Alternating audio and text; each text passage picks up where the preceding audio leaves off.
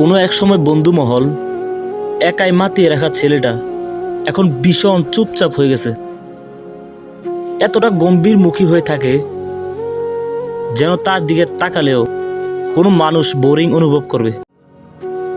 প্রায় অনেকে মুখের উপর প্রশ্ন করে ফেলে তার এমন হয়ে যাওয়ার কারণ। উত্তরে সে আরে হুদাই এমনি এইসব বলে চালিয়ে দেয়। কাঁধে হাত রেখে একদিন অনেকটা অধিকার নিয়ে বললাম, বল কি সমস্যা, কি চলে তোর মনে, শেয়ার কর। ভিতর থেকে এখন আর পুরাতন সেই এনার্জি ফিল করি না।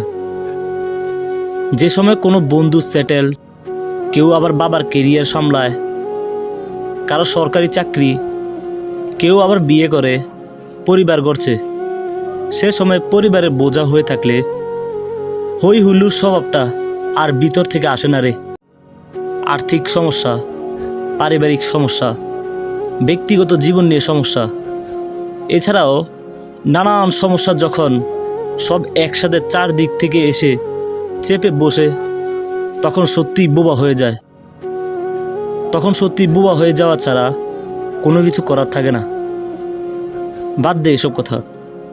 আমি শুনলাম আর মনে মনে ভাবলাম, না জানি আরো কত শত মানুষ এভাবেই নিজের সকল কথা গিলতে গিলতে একটা সময় পর চুপচাপ হয়ে যায়।